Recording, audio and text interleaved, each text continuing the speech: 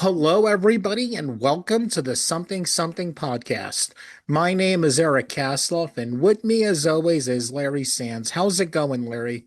Good, good. This is turned out, and this is just starting out for us, man. We've been really blessed with great We really filmmakers and have, man. actors and stuff for these first couple of shows. Great way to start off a new year and I guess Yeah. new season of the show. Yeah. What's it been like for you, Eric, doing? Because we've been doing the show for quite a long time. I think like 5 years now, I want to know, a little over that, maybe seven. Yeah. Yeah. It's pretty wild to think about. Um, but I don't think you ever thought that it would get like this, right? Larry, This I didn't think we would be friends for 27 years, which is how long we've known each other. It's like we're I still know. friends. I Right. think I think I would have been let go of prison if I would have murdered you. I would have been set free by now with good behavior. Oh, Eric, I tell you, what does it? I mean, filmmaking, the creative arts really bring people together. It really does, man. I mean, I know when we met at church all those years ago, if we didn't have that love for film, Yeah. in all honesty, I don't think we would have kept in touch this much, and that's what was like not the bedrock of our friendship, but one of the special sauce of our friendship was our love for film. And look at everything we've done now. We have a podcast, we're Yeah. producing audiobooks, our Yeah. movie's gonna come out this year. Yeah. So Yeah. yeah. It is crazy, but I think and it speaks to like a community, a bigger community, right? Oh yeah, definitely, definitely. Um, I I am super excited for our guest this week. Yeah, so am I, Larry. So TikTok can either be a good thing or a bad thing. Yeah, either 50-50. 99% of the time, no, 99% of the time it's a bad thing. Yeah. When you're just caught on their doom scrolling. But Yeah. man, a little over a year ago, I believe, I stumbled upon this humor page that's mainly geared, well, it's anybody could laugh at these jokes, but it's really more from a like Jewish jokes about Jewish culture. And I always say, as someone who's part of the Romani people or Gypsy, if you would, I've always had like a kinship towards Jewish people. Like I always say, when a race tries to eradicate you and another race, you kind of bond with those people and you kind of feel close. And I'm like, oh, wow, your family made it out too. Awesome. And I stumbled upon this great account. And then the more I saw, I was like, holy cow, he's got a movie coming out. And it's called Guns and Moses. And I That's just cool. love that title because, we're both fans of Guns and Roses. I'm like, Yeah. oh man, that's such a clever little title there. So Yeah. tell Yeah. everybody about our guest, Larry. Well, first of all, I love to introduce Salvador Litvak. Welcome to the Something Something podcast. Hello. Oh, it's good to be with you. Thanks for having me. You're Thank very you for coming welcome. on. Very welcome. You are the quintessential creative, I think. You're a filmmaker, you're an author, you're a guest speaker. Um, and it's like Eric said, and looking over your stuff on your website, salvadorlitvak.com, which will be linked in the description. But you are really, you talk about the Jewish faith so much. And I appreciate that because just recently had an opportunity to go to Israel and shoot a documentary and becoming more in tune with the Jewish people and the religion. Tell us a little bit about who you are, and I can't wait to talk about your new movie, Guns and Moses, because it Is it a comedy? Maybe a little bit. Is it dramatic? I think it actually is. But tell us a little bit about who you are and what you do.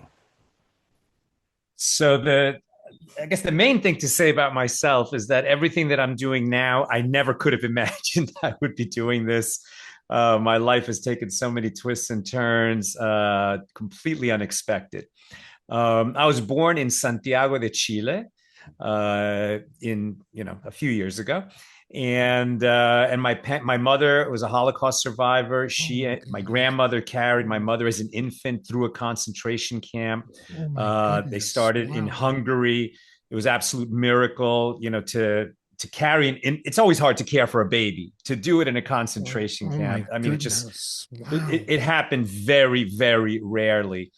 My grandmother lost her husband, my grandfather. In fact, my mother never met her father. He was taken Wow. away while my grandmother was pregnant. And then after the war, they, were still in Hungary. So that was Soviet Hungary, which was better than Nazi Hungary, but not so much better. And Yeah. they finally managed to get the heck out of there in 1956, followed a relative who ended up in Chile. On my father's side, the family was in Chile since about 1905. They had come from Ukraine, from Odessa, but really from a small town, a shtetl, as we say, called Chichelnitsky. And we don't know how they ended up in Chile. But there were a lot of immigrants to the New World that maybe the quota was filled up in the United States. They ended up Central America, South America. And then in 1970, when Chile elected a communist president, the Hungarian side of the family said, "We've seen this story before. My We know God. how it ends. Wow. It's not good, and we're out." And that's how, thank God, we ended up in the United States. I grew up in New York, Mhm. the New I York thought that. area. I had that feeling You, about you. you can hear it in my voice. Oh yeah, yeah. And as we're having this conversation, it's January. I'm in California, and thank the good Lord, I'm not over there where Eric is, because it's Oh, cold and snowy in the Northeast. oh Um, yeah. but when we came to this country, my parents, sort of like other immigrants, said, "What's the thing to do in America?" And they said to me, "You're going to go to Harvard and be a doctor." And since I Oh, was 5 years old, I said, okay.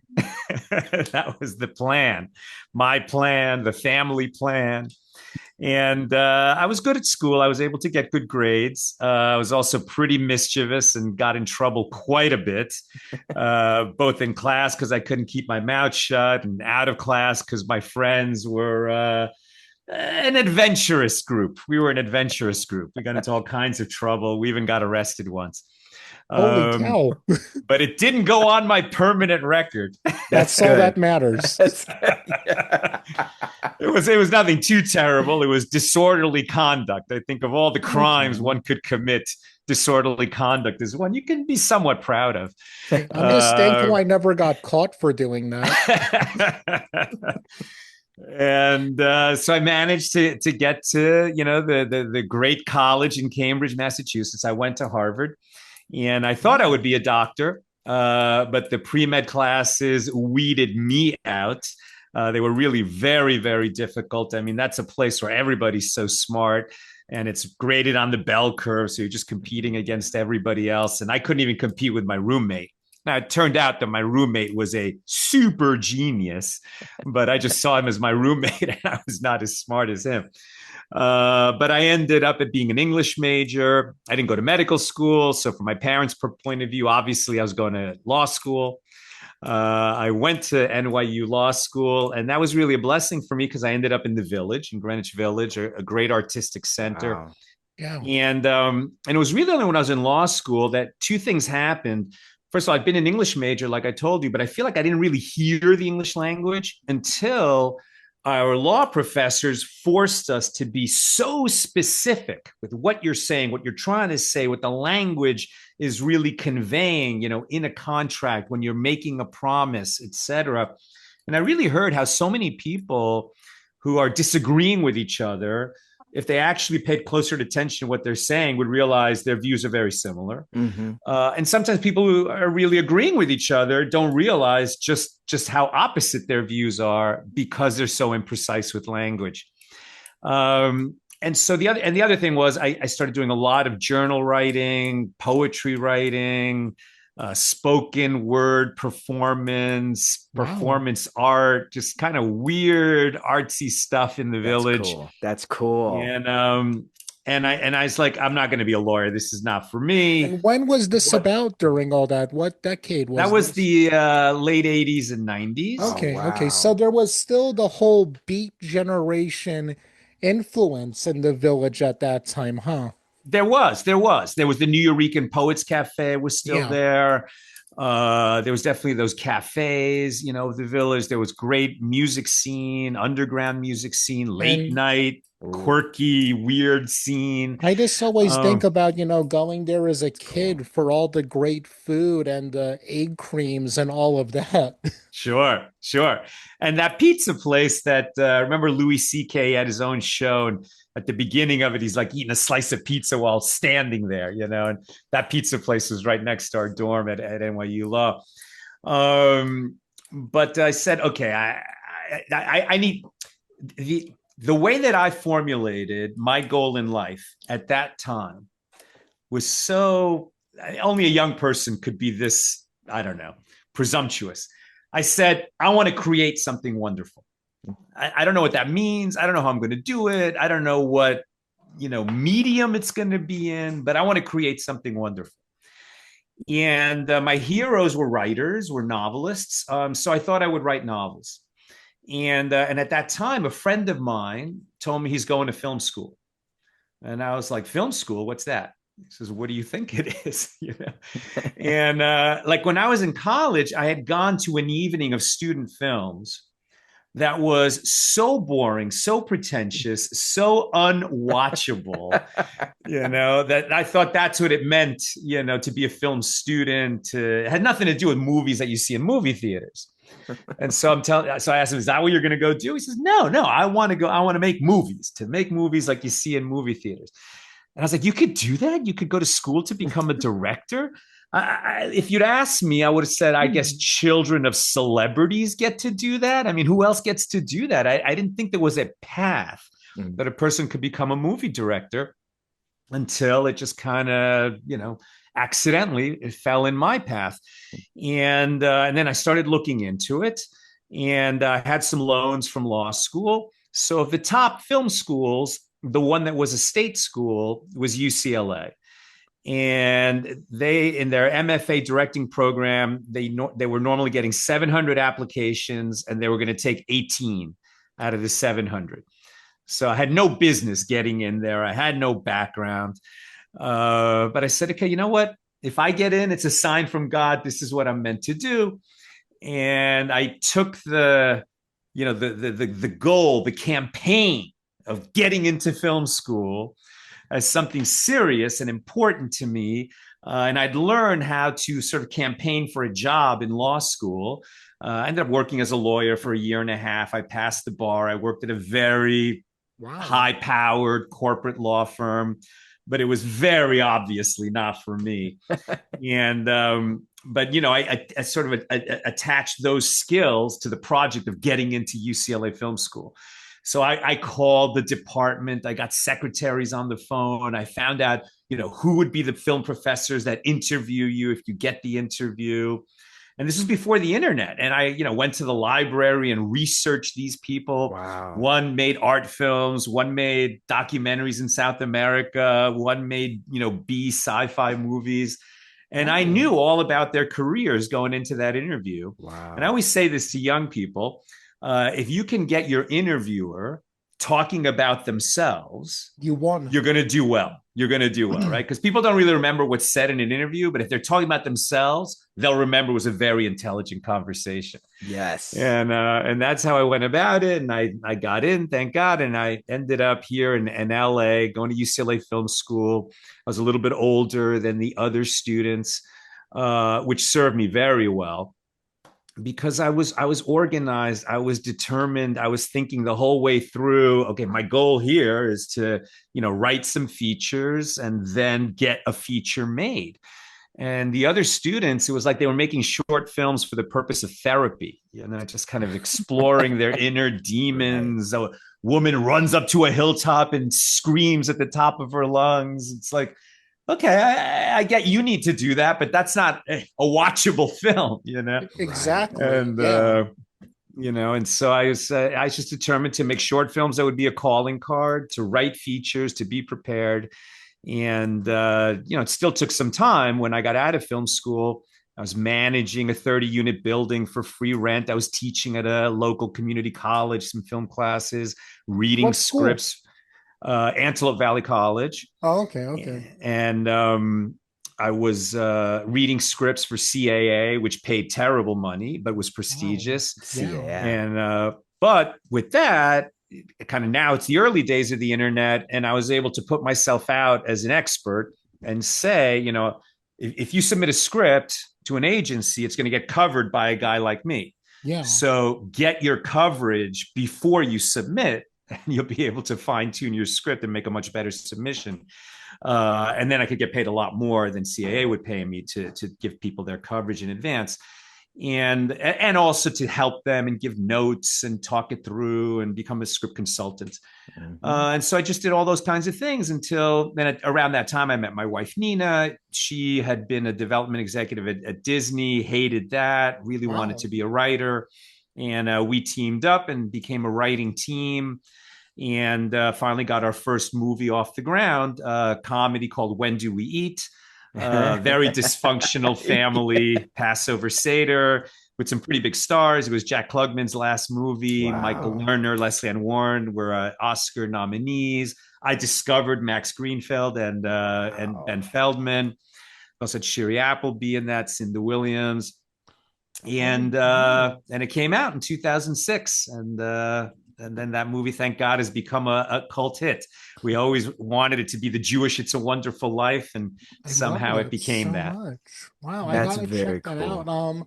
Everything you said reminded me so much of when I was in film school at Los Angeles City College. I went Sure. in wanting to make, horror movies and popcorn movies, and my favorite thing was always pitch day in screenwriting class, because people would get up and either pitch these pretentious movies or these multi-million dollar blockbusters. And they thought, yeah, a studio is going to take a chance on a $500 million script that I wrote just because I'm me. And I kept thinking, you're going to get laughed at. They're going to read your, if you're lucky enough that someone reads it, it's just going to be the assistants acting it out and making fun of you. But also, I like you pointed out, this is something not a lot of people know. Agents are not the most powerful person, it's their assistants. I mean, it was a bunch of assistants getting together that started the good version of the Hollywood blacklist. Yes. Those Yes. unproduced movies. And you gotta really get past them. Like, the heart, the way to the king is through the ear of the queen, I think the saying goes. Very good. Yes, if not the servant. Yes, Yeah. exactly. Yeah. Yeah. Yeah. Yeah. Yeah. And really, Sal, you and I think with being in the industry, you're a hustler. And I mean that in the best way possible because you Yeah. you have to be. You You have to have be. to be. And it sounds like all these experiences has led up to you've done what, three feature films, Yeah. correct? Mm-hmm. And they're all distributed. Yeah. All were all released in theaters. And there were a bunch of other scripts that we wrote that did not get made, like Right. everybody's working in this town. But yeah, thank God we got three features made and released theatrically. Um, with your first, when do we eat? And how did you, or why, maybe is the better question. Why did you do something faith-based on the Jewish religion? Obviously, you're Jewish, and correct me, I have no idea, but is there, and actually I asked this knowing full well, because when I watch Hallmark Countdown to Christmas, they're starting to put on Hanukkah, like Hanukkah movies and things. But at the time when you started, back in 2006, or maybe even before, was there a big Jewish filmmaking movie community? Not that I was part of. We were real outsiders, Yeah. and actually, everything is again accidental. There's no real accidents. There's a guiding hand in the world and in our lives. And When Do We was not the first movie that we thought we would make. What ended up happening was we'd written some other scripts, didn't get made, and then a friend of mine that I went to college with, who had made some money, was very interested in making a movie about Abraham Lincoln. He was Oh, actually interested in yeah. doing something else political. And we convinced him that the way that he could express his political desires would be through an Abraham Lincoln movie. And he said, okay, I love that. Yeah, that's great. Let's make an Abraham Lincoln movie. Now, Abraham Lincoln is the second most written about human being Mm. after Jesus. And Wow. there's literally, I think at this point, like 18 or 19,000 books written about Lincoln. Jeez. And we Wow. didn't read them all, but we read a lot of them. We did, 2 year deep dive, very heavy research. We came up with a script called Lincoln's Hat. It was really going to focus on Lincoln and his rivals in the 1860 election, who then became his cabinet, as he sought to, navigate through the greatest crisis in American history, what became the Civil War. And Lincoln was himself such a fascinating character and a Wow. funny man. He was very funny. Lincoln loved jokes. That's what originally fascinated my wife Nina about him when she was a kid. She found a book of old Abe's jokes, and she Wow. said, "Wow, a president who has a joke book! How cool!" And so we worked on that script for 2 years. Now we were at the beginning of our career, so just as you were saying, Eric, you got to be realistic about what's possible and what's Yeah. not. And so at that point, we thought, well, we'll sell this script to a studio. We knew it was a good script, and we got an agent on the script, and she said, "Listen, a historical drama is almost impossible to set up, but this script is fabulous. I Mm. really think I can sell this." So it was going to go out to the studios on a Friday, and we were dreaming that there would be an auction over the weekend, a bidding war, and by Monday there would be a lot of money coming our way and prestige, and our careers would get going. And that was going to be on Friday. That Wednesday, it was announced that Steven Spielberg had optioned Doris Ooh. Kearns Goodwin's upcoming book on Lincoln. She was already a Pulitzer Prize winner. They had an Oscar-winning writer attached to adapt the book. Tom Hanks was Oh, attached to play Lincoln. man. And so our script instantly, it wasn't just that it wasn't going to sell, it was radioactive. Nobody would touch it. Nobody Right. would look at it. Right. No one would even read it as a sample. It was just going nowhere. And that was devastating, Yeah. absolutely Uh, devastating. And so that's why at that point we said we're going to do something personal, something that we can make with our friends in a video camera if we have to. Wow. And we thought about we had this funny idea that a kid doses his dad at a holiday dinner, hijinks ensue. And we thought about Thanksgiving, but there's been a million Thanksgiving movies, Christmas movies. There's never been a Passover movie. yeah. And a Passover movie has so many spiritual themes that are fascinating. That was already very interesting to us because we were at the beginning of our faith journey. Hmm. My wife, she grew up, knew that she was Jewish. Her parents were Jewish, but they did nothing. Like the only Jewish thing they did in their home was they didn't have a Christmas tree. I had a little bit more background than that. I went to Hebrew school a few days a week. I had a bar mitzvah, but after that, I was very disconnected. I would go to synagogue maybe 2, 3 days a year for high holidays. But then as adults, when Nina and I met, we were looking for something deeper, something, more profound out of life. I'd always been a spiritual seeker. I didn't go to other religions, but I was involved in meditation and martial arts, Oh, endurance sports, drumming, Grateful Dead shows, okay. all kinds of ways to try to connect with something higher, Yeah. something above our world, so to speak. And I had, tried all these different practices, and I thought, well, maybe I should try my own backyard, because we really have an ancient spiritual tradition. Yeah. And one thing that's quite sad for American Jews is that so many of them have been exposed to a very boring, very Mm. uninspiring, very watered down version of the faith, of the tradition, and of the spiritual side of Judaism. And once I started looking into it, I was like, oh, wait a minute, this is incredible. This is exciting. This is artistic. This is just uplifting and fun and difficult and challenging. And so we really had embarked on that faith journey together. And so when said we can make a Passover comedy, we also knew that we were going to infuse it with these ancient teachings that were so exciting to us. And so that's what When Do We Eat was. On the surface, it's kind of dysfunctional family comedy, a little bit more raunchy and edgy than we would make at this stage in our lives. That's where we were then. But really, it's about a family that is at each other's throats, fighting about a million things. There's a newly religious son who's bringing some of these teachings that were exciting to me kind of into the family home.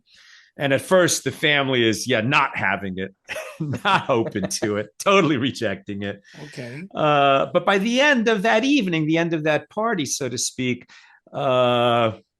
they've all been through some tough stuff. Some revelations have come out. They've challenged each other and themselves, and they're a little bit more open, and some healing and family togetherness can ensue. And so ultimately, that movie is very uplifting. We always hoped that it would become the Jewish It's a Wonderful Life, that people would watch it every year. It's a Wonderful Life. People watch it as Christmas approaches. We hope Yeah. this would be watched by people as Passover's approaching. And we got a distributor. It went out via Think Film. Opened in I think 34 cities, Wow. and the New York Times absolutely savaged it. Right?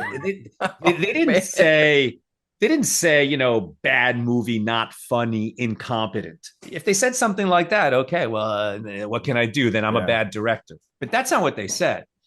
They said this movie's offensive. right. Uh, and I'm just like, offensive? Like, Mm. what is offensive about it? I mean, what's offensive to the New York Times is anybody who takes their faith seriously. I mean, they mock faith just absolutely incessantly. And while this was long before, the current explosion of Yeah. anti-Semitism tied Yeah. to all kinds of stuff that's going on in the world now, they've never been very friendly to people that take their faith seriously. And maybe we're a little bit naive about that, because we thought like audiences loved the movie. Like it was on the festival circuit for a year, and not just Oh, Jewish film festivals, all kinds of festivals. We won all kinds of awards. It's a fun movie. It's a crowd pleaser, but that also has some deep themes that are worth thinking about. And but that New York Times review, the New York Times is so influential that, especially back then, so many other critics would take their cue from what's okay and what's not yeah. from the critic at the New York Times. And so we got a bunch of bad reviews that killed the theatrical. I said, I guess our dream didn't come true. It was, I mean, it was awful. We got a really bad DVD deal. And we thought, well, I guess no one ever saw this movie. We never made any money. And we just moved on with our lives. And eventually I'll tell you the story how we got our Lincoln movie made. But what was amazing was that, without making too long of a story of this, our faith journey proceeded. We became more and more involved. And we ended up creating a Jewish wisdom platform. We're Oh, communicators, and we created something called Accidental Talmudist, which arose from a little accident. I was in a Jewish bookstore. I'd always been very curious about the Talmud. The Talmud is the Jewish oral tradition, right? So when God gave the Ten Commandments at Mount Sinai, to the whole world, not just to the Jews, but he gave Yeah. it through the Jewish people Mm-hmm. and through Mhm. Moses, who was Yeah. there on top of Mount Sinai, gave it to everybody. Uh, some of the commandments were in writing and some were oral. And that was necessary because just like the American Constitution, it's not going to cover every situation as the world changes, as technology changes, and you need a system for answering questions in later centuries as the world is changing. The Torah was given over 3,000 years ago, and it remains just as fresh and relevant today. Mm-hmm. How? Because there was this oral wisdom tradition that Yeah. came with it. And I was always very curious about the Talmud as I was becoming more involved in Judaism and my Jewish faith. Whenever I'd go to this Jewish bookstore, I would see the Talmud. And, for anyone who can remember, who's old enough to remember the Encyclopedia Britannica, Mm-hmm. 23 big, thick Oh, yeah. burgundy Oh volumes yeah. Oh I yeah. remember the containing. commercial of the kid who was like, "Hey, you can buy." Remember, my grandfather saw the commercial and called to get it for me, and it was Ah, like a couple $1,000. He hung up yes. immediately on the guy's face. It was a big deal. Yeah. Well, the Encyclopedia Britannica is 23 volumes. That's the Wow. wisdom of Yeah. humanity. The Talmud is 73 volumes, Mhm. all about the same size as the Encyclopedia Britannica, containing the wisdom of the Jews. Because it's something that in every generation, our best and brightest is studying and adding to it, and it's huge, it's vast, and I was always very intimidated by it. And so every time I went to that store and thought about reading the Talmud, I was like, well, where would I begin? I don't even know if I'm allowed. Maybe you have to be a rabbi. I'm not. I guess it's not for me. Walk away. Probably repeat a dozen times. And in 2005, I was in that store, had that same thought process, started to walk away, and something stopped me. And I said, this is ridiculous. I went to Harvard. I was an English major. My house full of books. My wife and I are book people. So I said, I'm just going to get book one of the Talmud. What's the big deal? And see what it's like. I found book one. I took it to the counter, and the kid at the register says, you're doing Daf Yomi. I said, what's Daf Yomi? And he looked at me really strangely as if to say, are you kidding me? And I'm thinking, okay, I don't know what Daf Yomi is, but it must be a code. And if you don't know this code, you're not allowed to read these books. He's got to get rid of me without embarrassing me. It's so awkward. He says Daf Yomi means page of the day in Hebrew, and it's a program where people around the world are reading the entire Talmud, one page a day. Okay. It Okay. takes 7.5 years, and today is day one. Now, Wow. this would have been amazing if it was month one. It would have been a little miracle if it was week one. It was, in fact, day one of a 7.5 year cycle. Wow. So I said, okay, got to get the message. I guess I'm doing Daf Yomi. And it really changed my life because, for the next 7.5 years, it takes about an hour a day to learn that page. I stayed with it. A lot of people start. It's 7 days a week. No matter what, you're sick, you're traveling, you're getting married, it's a high You're holiday, reading it. Yeah. do your Daf. And I stayed with it. And then in 2012, when I completed the cycle, again, long story short, David Suisse is the publisher of the Jewish Journal of Los Angeles. He had become a very big fan of When Do We Eat? And so we had lunch together. I told him this story. I said, if I write that as an article, would you publish that in the Jewish Journal? He said, Sal, that's a cover story for the Jewish Journal. But don't you have more to say than fits in one article? I said, yeah, I guess so. He says, write a column for us. So it became a weekly Wow. column called The Accidental Talmudist. I And to love promote the that. column, we started a Facebook page. And the Facebook page took off in a way we never could have imagined. You can hear as we talk, I'm a communicator. When something excites me, I want to talk about it. And so my wife Nina and I just started sharing what is beautiful in the tradition, what is universal, what is relevant to everybody. How do you get at universal themes through the highly specific tradition that our forefathers have passed down to us?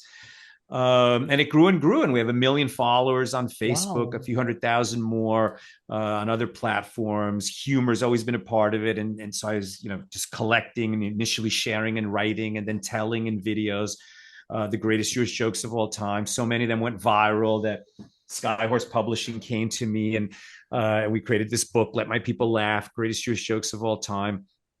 And I mean, all of this was just unimaginable to me that I would end up doing this. But because we created Accidental Talmudists and started drawing this audience to us that didn't even know that we're filmmakers, like they didn't Wow. even know we'd made a movie.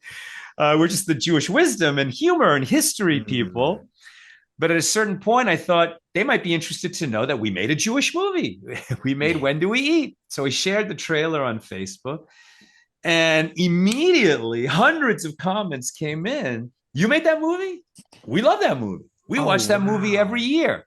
And Wow. So because our your dream DVD deal happened. was so bad, we never knew that there was this big audience. And if you ever saw that documentary Sugar Man, right, about the guy who was actually a rock star in South Africa, but Yeah. didn't know, and he was like working construction jobs in Michigan, Wow. Yeah. no, Yeah. and then they Yeah. found him and they're like, "Oh yeah, you're a rock star." And he Mhm. flew I from gotta his like check that out. construction job in Michigan to South Africa, and they like put Did him in it. a limo, took him to the stadium, Whoa. and he Hmm. came out in front of a stadium full of people. A Yeah. guy who never Wow. knew that anyone had listened to any of his songs was a Wow. rock star and didn't know.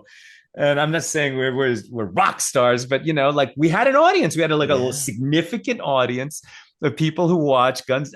When Do We Eat every year, and we did not know. So Wow. Wow. that was a kind of crazy Wow. development in our life, and we just kept moving forward. And yeah, I mean, the Lincoln movie, years and years went by. Spielberg wasn't making his Lincoln movie. So we said, well, we're going to make ours. And people were like, yeah, Sal, okay, you want to make a dinner party movie? Nice. You want to make a movie about stoners on a couch? Nice. You could do that independently. Right. Right. You're going to make an Abraham Lincoln movie, historical Yeah. epic Yeah. on an Yeah. independent budget? Sal, that is not possible. Mm. I said, no, I think that is possible. And what we figured out is that we shot the movie like a science fiction movie in front of a giant green screen, Hmm. and we made all the environments out of actual Civil War era photographs That's that Wow. have been amazing. digitized and archived in the Library of Congress at a huge, huge resolution, even more than 10 years ago. Um, and just so many people came aboard that project and loved what we were doing and gave of their time either for very little money or no money. um, Ruben Lim, my producer, Daniel Land, who was in charge of VFX, Mm. Wow. Catherine Tate at the School of Visual Arts in San Francisco, who brought like, I don't know, 50 students, because every scene in the movie was visual effects. Yeah. Like we had to composite performances with these locations made out of 150-year-old photographs. Yeah. And Wow. it's a unique looking movie. We called the look Cine Collage. We had to make a decision. Since you guys are filmmakers, you'll appreciate this. We had to make a decision, right? The photos are in black and white. Okay, Hmm. we're going to shoot the actors in color. Are we going to just make the whole thing black and white? It won't look that good, Right. because the black and white video from the 21st century is not going to match the black and Yeah. white, Of it. Yeah. wet Yeah. collodion photographs from the 19th century. And so we tested and figured out is that if we desaturated the actors, the costumes, the Okay. Hmm. props and furniture Hmm. that they interact with by about 90%, so that there's still a trace of color in them, and they're moving around in a black and white world. So then you're not trying to fool the audience. It's obvious that Right. it's not Right. real, Yeah. Yeah. but then Yeah. the brain wants it to be real, Yeah. which is Yeah. Yeah. so interesting. It, Um, actually watching your trailer, I was like, this is ingenious because it is. It's not all the way black and white. There's a little bit of color and Like you're sepia tone, I think yeah, is the yeah. word. Like, And you're yeah. drawn to it. You're really drawn to it. And I think I think out of the independent filmmaker comes the best ideas because you have to work around everything. As an Yes. independent filmmaker, you have to work around everything and you have to make it work. And that kind of speaks to, I don't know, I know you said, Sal, that it's really about the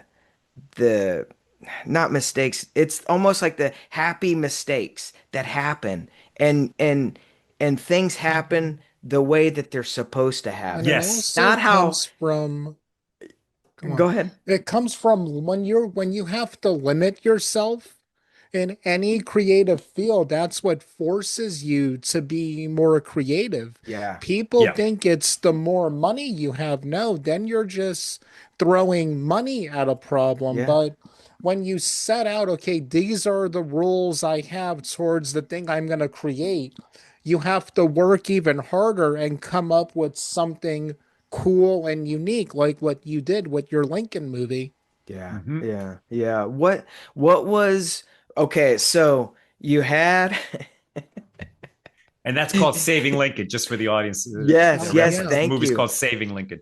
Yes, yes. So you had When Do We Eat? And you created this following, which by the way, we got to have you on our Let's Do Lunch to talk about your horrible deals that you got into. Just so you know, Let's Do Lunch is our other podcast where Yes. we basically have a virtual lunch with the guest and just talk about movie Yeah, stuff. filmmaking Okay. stuff. So yes. But what's so interesting with your film is, there was this period right before Spielberg's Lincoln came out where there was a Lincoln exploitation sort of a Yes. thing was going on when we got Abraham Lincoln Vampire Hunter, Yep. Abraham Lincoln versus Zombies, and a bunch of other Killing Lincoln Lincoln. movies. Yep. Yeah. Yeah. Um, Yeah. yeah. And so, like I said, he wasn't making his, right? Spielberg was not making his Lincoln movie. We said, we have a great script. Well, let's make it. The problem was Spielberg had optioned Doris's book, which was called Team of Rivals, which was all about Lincoln's relationship with his rivals in the 1860 election, who became his cabinet members. So we just assumed, well, we can't do that story. If we're going to do a Lincoln movie, we have to do a different story. And that's how attached to Lincoln we were. We wrote a completely new and different Wow. script, Wow. which we called Saving Lincoln, and was tied to the relationship between Lincoln and Ward Hill Lamon, who was his closest friend that he brought in from Illinois. Lamon was quite a bit younger than Lincoln, was his junior law partner. And what Lincoln loved about Lamon is that Lamon was funny. He played banjo. He sang dirty songs. Wow. And Lincoln suffered from depression, and there was no medicine for That I depression knew back then. about him. So Yeah. a guy that cheered him up was very important to him. Lamon was actually a Southerner from West Virginia and was always well armed. And then when they tried to kill Lincoln the first time, it's known as the Baltimore plot, on the way to Washington before he was even sworn in 1861, Lamon appointed himself the president's bodyguard, served faithfully in that role, was given the official position U.S. Marshal of the District of Columbia. But Lamon saved Lincoln's life more than once and would have saved him at the end if Lincoln had not sent Lamon away 3 days before he was assassinated. Wow. Wow. Why did Lincoln send Lamon away? See Saving Lincoln. I gotta Is tell you, also on Amazon Prime. when you were Yeah. talking about Lincoln and him now, I immediately got it reminded me of King Saul and David, David coming in and playing the harp for him. That is such an interesting connect. And Mm. obviously Lincoln being the good ending of King Saul. Yeah. It's a very good show right now. We're just watching season 2 of House of David. I'm Oh, it's so impressed. so So good. impressed. They If you're really done a wondering great what job. that's like, ladies and gentlemen, imagine Game of Thrones, but from what my people would call a biblical perspective or a Yeah. Torah perspective from our Jewish friends. Yeah, or Lord of the Rings. It reminds me of Lord of the Rings. Yeah, it Wow. does It's have a that well lot of done. that to it also. And where is that streaming? Where can we watch That's it? on Prime. House Prime. of Okay. David is Okay. on Prime. Okay. The second season you have to pay a little extra, but if you binge it in 7 days, you don't have to pay extra. That's what my That's mom awesome. did. She watched season one and then we got the free Yeah, trial. It's yeah. Fate. It's not the same people who do The Chosen. It's another group who puts It's that out. Kingdom Story Company, Kingdom Story. John Yeah. Irwin, who's done really. I want people to know this. It's very important that faith-based movies used to be cheesy. Some of them Right. probably Oh, still Yes. are cheesy, but there is a level of quality now that you can find in faith-based entertainment, traditional values entertainment that is completely unlike, your daddy's cheesy faith-based movies. trust me, me and Just Larry know really as high-end stuff. me Yep. and Yeah. Larry Yeah. know as Christians how horrible 99% of Christian movies are. Yeah. It's fun and encouraging how bad they are, and gave me a headache a few times how bad they are. But now there's great content, There really Yeah. great really Yeah. content. is, yeah. Yeah. Yeah. Yeah. Yeah. And so it was funny. So that was our approach to the Lincoln story, our script saving Lincoln. We're going to make it through Cine Collage. We announced that we're doing it, and 3 days later, Spielberg announced he's making his Lincoln movie after Does 10 he just years have of something delays. against you? Is Yes, he yes, just he Exactly. like, does. Yes, he does. Exactly. Exactly. And I'll tell you something. I am so proud of what we did because I invite anybody to watch Saving Lincoln and Spielberg's Lincoln movie, which is just called Lincoln, and compare them. Now, I will say that Daniel Day-Lewis, who ended up playing Abraham Lincoln in Spielberg's movie, turned in one of the great performances in cinema history. He's really fabulous. But in their version of the Abraham Lincoln movie, now that's Spielberg. I mean, honestly, his Lincoln movie should be the defining Lincoln movie of the generation. He could do anything, unlimited resources, yeah, both for production and marketing. And the choice that they made is that the Civil War is over. Mm. They've won. And Abraham Lincoln is twisting arms in Congress to get the law passed that will outlaw slavery forever. I'm sorry that was not such a tension-inducing question. Is will they get the 13th Amendment passed having won the Civil War? Mm. Our movie is Abraham Lincoln leads the nation through the Civil War. It's the nation's darkest hours while his family is experiencing their darkest hours and he is experiencing his darkest hours. And his good friend Lamon is trying to keep him working through all of that. Wow. It's just such a bigger story. So we had, with the yeah. micro budget, we told a much bigger story. Like I said, I invite people to watch both. Amazon Prime, people. Amazon Prime. Yeah. Got to go Yes, watch it. sir. That's amazing. That's amazing. Did when you announced it and knowing that you have your following from when do we eat? What was that like? That okay, did you get the same crappy deal or was it better? Like So when you did now distribution? when we released Saving Lincoln, it was 2013. So we were only just beginning to create Accidental Talmudists. So we didn't have that connection with our Oh, audience, and we oh had not wow. yet learned that When Do We Eat was seen by anybody. We thought we were Wow. just Okay. Yeah. we thought we were losers. We made a movie, no one saw it. We lost. We stepped up to bat and struck out. That's what we were thinking at that time. And so, how are we going to get Saving Lincoln made? Like, okay, I made a feature, but like, who's going to trust me to make an Abraham Lincoln movie? Answer: nobody. Yeah. Yeah. And so we Yeah. had to raise the money ourselves. We found some investors who just look like the pitch deck, Yeah. like the vision, saw how ambitious and fun and interesting and unique that story was going to be. But we made an Abraham Lincoln movie for under $1 million. I That's mean, Wow. insane. Wow. it's Wow. insane. It was Wow. absolutely Yeah. insane. And because of that, it took a long time. And that's why, when we announced we had our script and our plan, Spielberg announced he's moving forward. He didn't even have his script yet, Mm. but okay, he could pay the money and throw money at the problem. And their movie ended up coming out slightly before ours. And it was like, oh yeah, it's the Lincoln craze, and this guy Litvak is jumping on the Lincoln craze. Like, Yeah, no, we started the Lincoln craze 10 Yeah. years earlier. But, so we didn't have that marketing budget. A lot of people never heard of Saving Lincoln. But in the Lincoln world, people got wind of it. There's a lot of Lincoln has fans. Like people love Abraham Yeah. Lincoln, what he stood for, what he represents in history, his humanity, his kindness. He himself would say, "I'm not a member of any particular church." But where a church will hang over its door that you shall love the Lord your God with all your heart and all your resources and your neighbors yourself, there I will hang my hat. That's great. It's beautiful, and so slowly but surely, word of mouth has gotten out about Saving Lincoln, and people have found it. The Gettysburg Address scene from our movie. We do the Gettysburg Address in the movie, and we cut that out as a 4-minute clip, put that on YouTube. If you just Google Gettysburg Address, it comes up.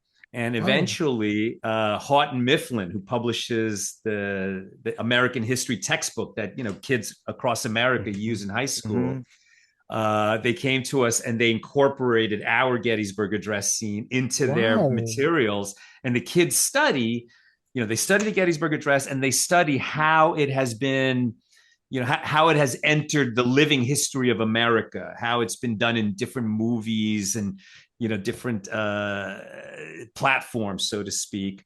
And how every time somebody expresses something that's been done in history as a movie, as a book, as a poem, there's an active interpretation that goes into it. And so the kids study that, and they actually study our Gettysburg Address. It's now That's a few amazing. Wow. generations of kids. Congratulations for that, Thank man. you. Thank What you. It's what is been that a like? journey.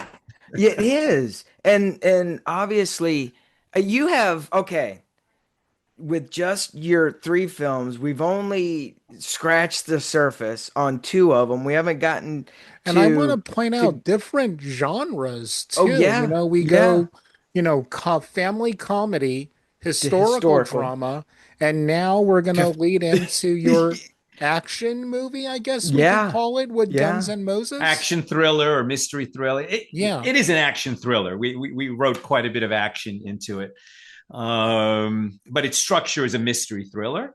And so, Guns and Moses is the story of a rabbi in a high desert small town whose community comes under attack. He's having his annual fundraising gala, and there's a sniper who takes a shot at the honoree at the gala.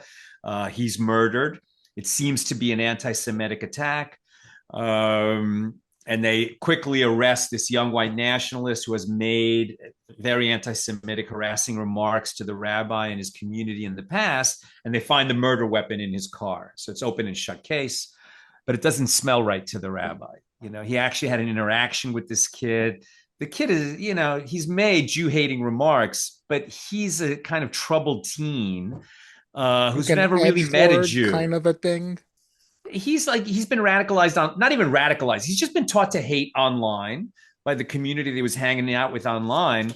But when he actually meets the rabbi and the rabbi takes an interest in him and shares with him something about the Jewish experience, and the kid is like a little bit shaken. And the rabbi just senses instinctively that the kid didn't go from having that moment to becoming a killer. And since the cops won't investigate, the rabbi does. And so the rabbi steps into the role of a detective.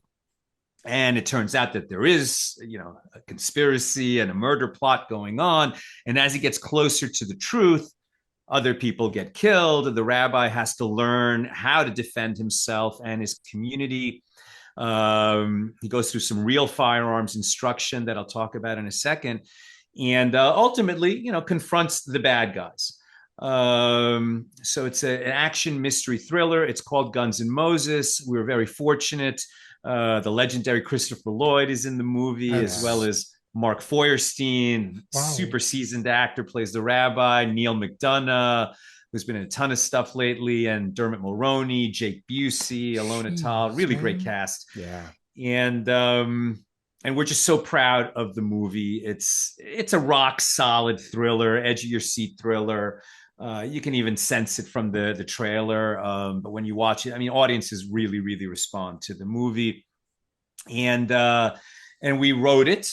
I mean, we conceived it, wrote it, and shot it before October 7th. Oh, So, I mean, we knew that Jews under attack who fight back was always going to be relevant, but we yeah, never imagined what's gone on in the last 2 years. yeah. It makes the movie that much more relevant, but it's also made it very challenging because there's a Mm, lot of people out there that they claim there's a genocide in Israel. It was a total lie. It's ignorant. Has right. nothing to do with what's going on there. But they actually then use that narrative to hate on Jews, Yeah. and that's really what it's all about for them. They just hate Jews. It's the oldest hatred that there is We in were every going to lead generation. into that. We were going to Yeah, lead into the rise of anti-Semitism that's going on in our country right now. And it's so disheartening to yeah, see that it's happening amongst so many young people. Now, we're very apolitical on the show, but it's the people who are saying we need to be accepting of everybody. We need to accept everyone, except the Jews. right. And it's the same thing again. I'm really afraid that if someone wanted to play a joke and take a bunch of Hitler's sayings and go to a modern campus and read them, people would applaud. Hmm. Oh, no Yeah. question. Yeah. No question. And I told you earlier in our conversation that, my grandmother's family from Hungary who lived through the Holocaust. So my grandmother survived and her siblings survived. And it was a very close family. And, they were in Chile at first, and then some of them were in Canada, some in the United States, some in other places. But we'd have family reunions. And they always said to us, don't think that what happened in Germany and in Hungary and in Poland and in Ukraine, etc., could never happen in America. You should not believe Hmm. that. And from where they were coming from and what they went through and the horrors that they saw, we understood why they would say such a thing, but we didn't believe them. Yeah. Right inside, it was like, okay, this is America. America is post-racist, right? Hmm. America's not racist. Even if there are racists in America, America itself looks down on racism and would Yeah. never accept a racism like anti-Semitism. And yet, and I'm not saying we're in 1930s Germany right here, right now, No. but we're seeing out loud, proud Yeah. hate chanted on college campuses, on TV channels, on the Yeah. radio, especially on social media. The Nick Fuenteses of the world. It's left and right. You know what I mean? The Yeah. leftist Yeah. and the far left, the far right. The one thing they can agree on is they hate the Jews. Mm. I mean, we had And Whoopi Goldberg on national television saying the Holocaust was not about race. I mean, you know, So it's, And it's saying ridiculous things that you can't even believe they're saying with a straight face, and there they are. There yeah. they are saying it, and no, it's crazy. And so even before this last 2 years happened, so I told you in our faith journey, my wife and I, have been on this journey together. It's been a few years now that we're Orthodox Jews. Now, the reason that's relevant, we take our faith very seriously.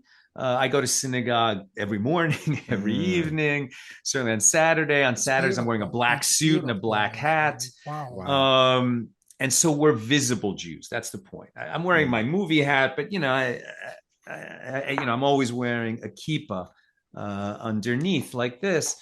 And so we're visible Jews. And when you're a visible Jew, the idea that there are people out there who would want to hurt you, you're very aware of it. You're hyper aware of Mm. it. And that threat level has been rising for some time. And so in 2019, I joined an organization called Magen Am. That means Shield of the Nation in Hebrew. It was started by a Chabad rabbi, an Orthodox rabbi named Yossi Elfort. And, we go through extensive, and I mean extensive, training and licensing. We're all volunteers, but we're licensed security guards. And so we can wear, with the insignia of Magen Am, carry an exposed firearm. And then most of us as well have gotten concealed carry permits.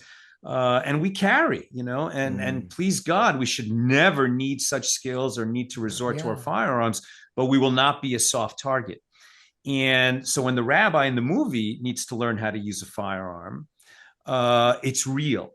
It's funny how many times in Hollywood movies does a character need to learn how to shoot? And what do you see? It's like five tin cans on a fence, Yeah. right? He Yeah. misses the Yeah, first one. yeah, The music is playing. He hits the next four. The guy's a dead shot. He's ready to go up Yeah. against Clint Eastwood.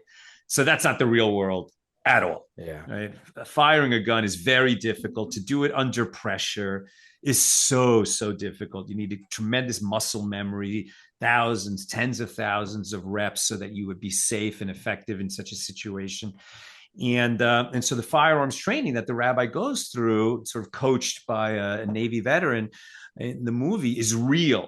Mm. And as I've traveled with the movie, the law enforcement community, the veteran, armed forces community, and just firearms enthusiasts, the Second Amendment community, they're all like, "Oh, that's real! Like I've never seen that in a movie. You actually Wow, put that in a wow. movie." And so that's another aspect of Guns and Moses that's important and that people are relating to and responding to. That's amazing because, I think especially with the Jewish community, but outside the Jewish community, I think it's even more important to try to understand that um boy, there's a lot of stuff to talk about. Terrible. And it is. It It's just very so much is. disheartening It, right it now very much what's going is. on. I mean, Yeah. we could talk hours and hours. I I think it's highly important for the regular outside of the Jewish community to look at directors like you, people like you, important figures talking about your Jewish faith and even coming into your Jewish faith, knowing, early on in this episode that you weren't connected at all. But I Right. think that speaks to a bigger notion of I think we find ourselves when we leave the familial faith that we grew up with, but then we go out on our own and we experience life, much like filmmaking, right?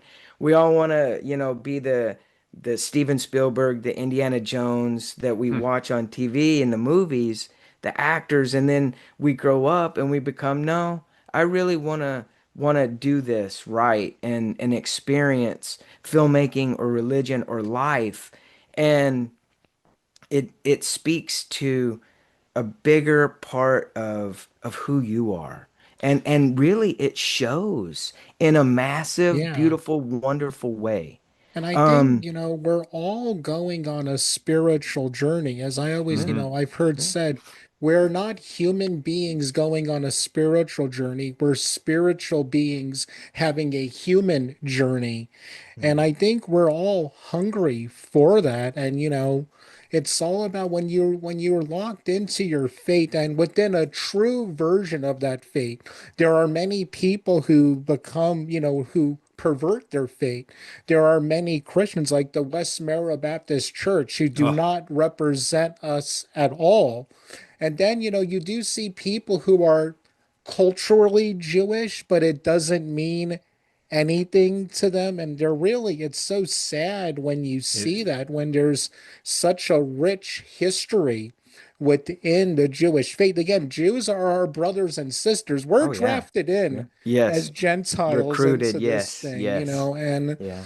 it's really heartbreaking to me to see what's going on because I like my anti-Semites in hiding, not out in the open. I'd much rather, if you're going to be an anti-Semite, just keep it to your small little group. Don't do it out in public. Like very there was good. on the news here in New York, a group of people outside of a coffee shop chanting, "All Jews are racist." And I kept thinking, do you realize what you're doing right now? You're trying to say everyone should be equal except the Jews. It's just heartbreaking that that's going on right now. But what I love about your movie is it's going to encourage so many young people to see that, no, Jewish people have never been cowards at all. They Mhm. have always been willing to stand up and fight for themselves and for their family and their faith and their culture. And I And really, even for their enemy, if your enemy exactly, is being yes, railroaded unjustly. Yeah, Yeah, yeah. yeah. exactly. Thank you for Has that. it been, or has anybody come up to you, um whether obviously, being in the Jewish faith, have Jewish people come up and go, man, because of you, I've really wanted to get more into my Jewish side and my faith side. Has anything happened like that? Quite a bit, yes. That's Good. happened a lot because of accidental Talmudists, and we're just out there every day, sharing these teachings, making them accessible to everybody without dumbing it down. And sometimes they find me through the jokes, and sometimes they find me through the movies, and sometimes they, just come to our page through a friend. We these things that we do, there seems so, such different avenues of expression. Writing a joke book, directing movies. I teach a Talmud class every day online, or making videos about the faith or about these kinds of teachings. But to me, they're all really different expressions of the same mission. Yeah. Eric, I really love what you said before, that we are spiritual beings having a human mission, Yeah. or a human journey. Mm. I actually talk about that in slightly different terms all the time. And I say to people, you don't have a soul, you are a soul. Mm. That's You so have a body. beautiful. I like You that. have a body, and you have a body for a limited amount of time. Your soul is eternal, but you're only going to have this body for a limited amount of time, and you're here for a reason, right? God Mhm. decided your birthday was the day God decided this world could no longer do without you, I love that Wow. so and you were much. sent here for a reason. And Mm. when I'm giving a talk in person, I'm also a speaker. I will ask people, what is the first commandment? And I'll ask you guys, what's the first commandment? Love the Lord Uh, your God and your neighbor as yourself, correct? Or That is a very primary pair of commandments, but it's not the first commandment. People often say, well, I am the Lord your God, which is the first of the 10 yeah, commandments, but that's not the first commandment either. The first commandment that was given into the world is be fruitful and fruitful and multiply. multiply. Oh, you tricked me. oh, You tricked me yeah. because when you hear the first commandment, your mind immediately goes to the 10th commandment. You tricked me good. Right? So, what's interesting about be fruitful and multiply, which is normally understood to mean have kids, right? Make sure there's a next generation to transmit values and teachings and stories, to have a next generation to carry on the work, and to transmit these traditions to them. But if it only meant have kids, it would suffice to say multiply. So, what does be fruitful mean? And that is truly the first commandment, right? It comes even before multiply. What does it mean to be fruitful? And so I would submit that be fruitful means you're here to bear a certain fruit that only you can Mm. bear, to make a contribution that only you can contribute, to solve a problem that only you can solve, to create a project that only you can create, to add some art that only you will create or nobody else Mm. will, to create an organization that's only going to be created if you create it, to start a podcast that won't happen unless you do it, Yeah. Mm. and you have to keep asking yourself, what is the unique gift that I can give to the world that I was sent here to give? A lot of people never ask that question. They float through life, they just react, they go from one thing to the next, getting that paycheck, saving up, going on a trip, buying a car, whatever. And even doing very important wholesome things like having a family, having kids. That's beautiful, that's Yeah. amazing. Um, but you also have to ask yourself, what is the unique contribution that I was sent here to do?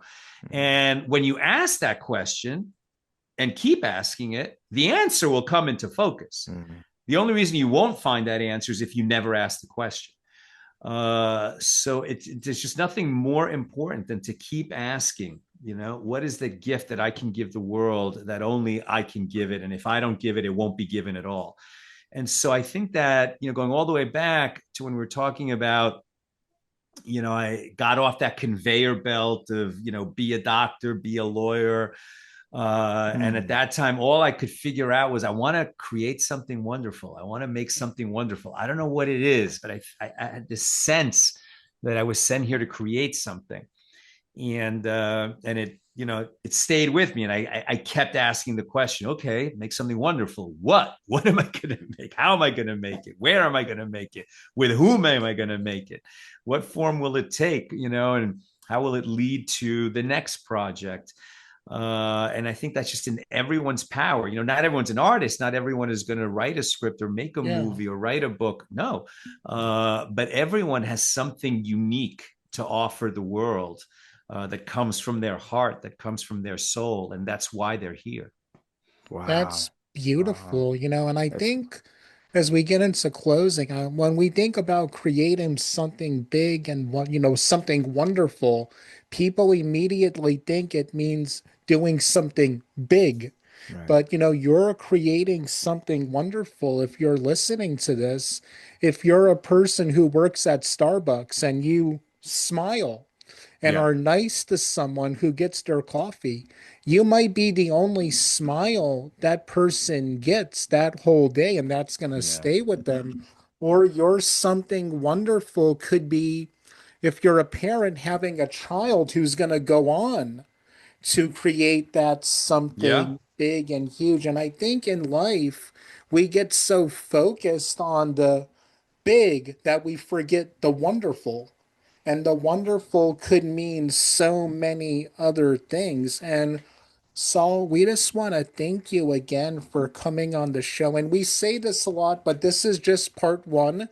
We're just going to have you on again just to talk about wisdom. Oh Because yeah. I mean, I felt touched today by what you said near the end. I kind of went to church on a Monday from Right. hearing you, Right. or and it Yeah. really meant a lot to me. And I'm so thankful that something as silly as TikTok could bring something that I hope turns into a friendship here and not just movies and stuff, just people encouraging each other.